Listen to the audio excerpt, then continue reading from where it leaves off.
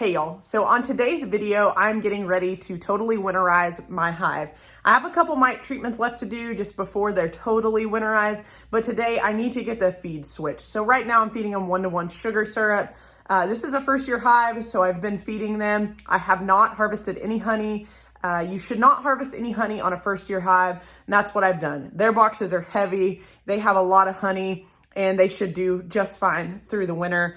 I have insulated the roofs and we should be good to go there, but I do need to get this 1-to-1 sugar water switched out because not only will it freeze once it consistently gets below freezing, but the other issue is they can't expel the moisture that is in that 1-to-1 sugar syrup.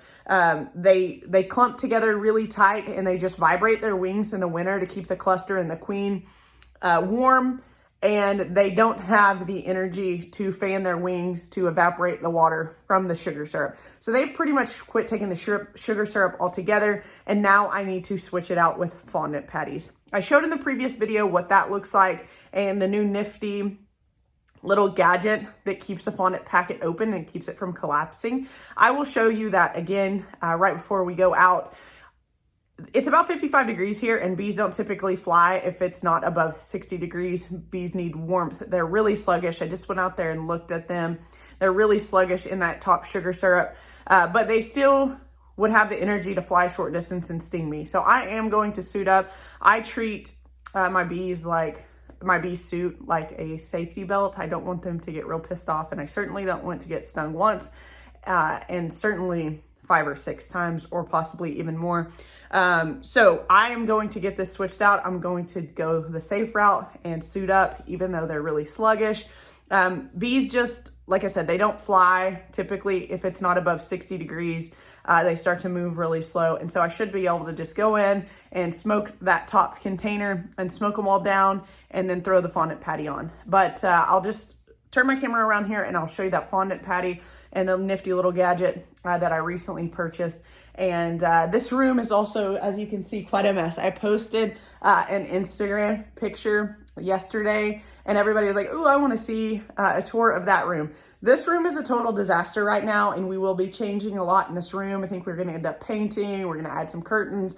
There's just going to be a lot that changes out here. But for now, it's our workout area. It's where I keep all my extra bee supplies, as you can see, and it is my makeshift greenhouse for the winter. I have this fiddle leaf in here. I bet this ceiling at its vault is probably about 10 feet tall, and this fiddle leaf is touching the ceiling. So this is a massive fiddle leaf, which I do need to, let's see, I do need to trim it. I keep continuing to trim it so that it branches out, and then I want the trunk way more thick. So I have a lot of stuff to do next spring. I have some repotting of a lot of this stuff, and eventually I'll get around to houseplant care and things like that, because many of you know I do have a lot of houseplants. But for now, let's get into this fondant patty. I'll show you what we're working with, and then we'll get started out there.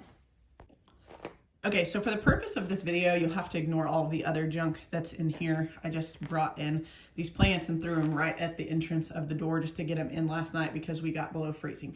But this is the Hive Alive fondant patty. Again, they should have everything they need for this winter, but this is basically just an insurance policy for them. So I will get this put on. This is the Hive Alive fondant tool, which was new. I'd never seen it before. I ordered it. They come in a pack of 10. They're really cheap.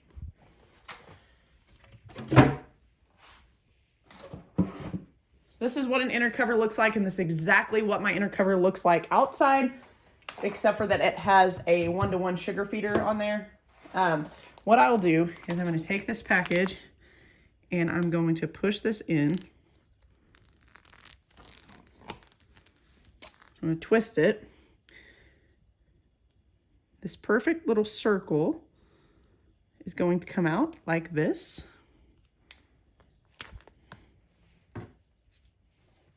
Then I'm going to take these long prongs like this, and I'm going to fit this right there, and it will go face down like this. And basically, as the bees, if I can get this package, it's a little flimsy, as they start to consume it, those prongs just keep that top held up.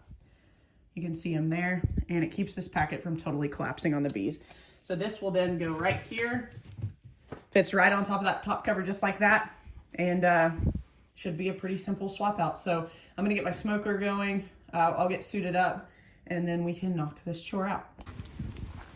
All right, so I'm gonna get all set up, but wanted to show you what the hive looks like now. Again, it's 55 degrees. If I didn't have this entrance reducer on there, I'd be able to stick my phone in there and you'd be able to see them, but they are tightly clustered. I can hear them in there, but I can't see them. So let me just get everything set up. We'll knock this out.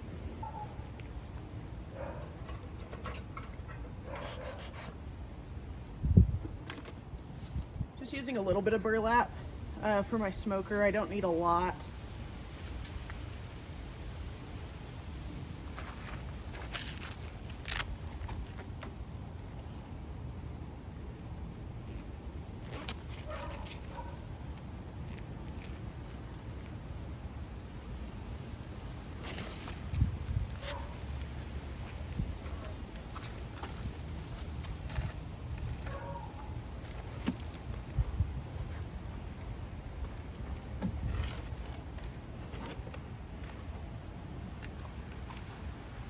So you can see them up here in the top. Let me see if I can get my camera over here without my tripod hitting absolutely everything. You can see how slow they're moving. They're very sluggish.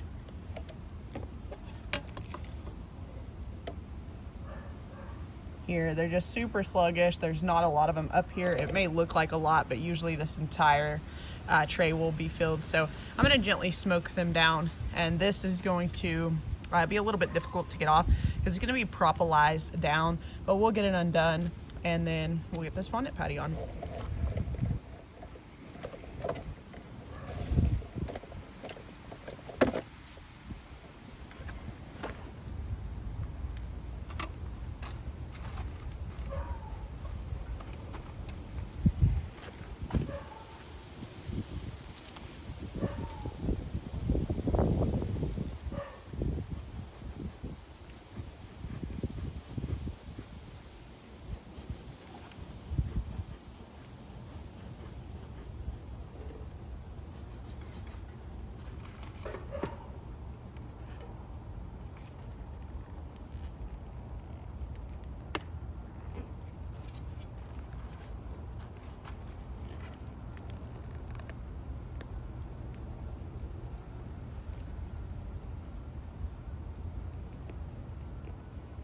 I'm just loosening this up a little bit.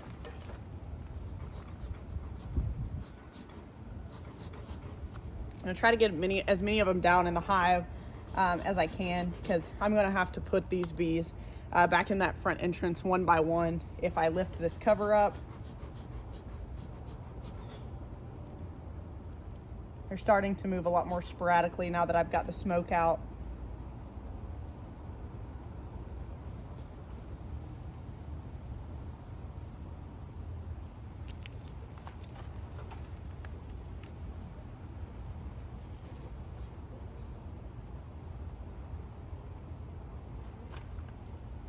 And I want to do this fairly quickly because it's pretty cold outside and I don't really want all of this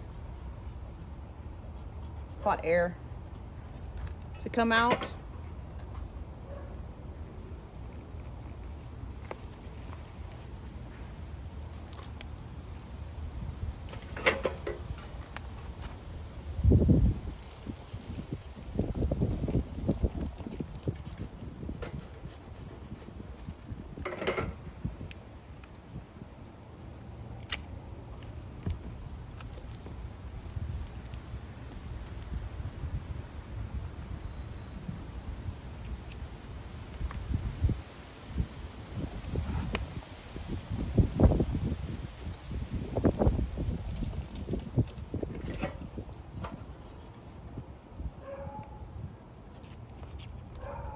Personally, I try to kill 0 bees when I'm doing this, so that's why I'm taking my time. Oops.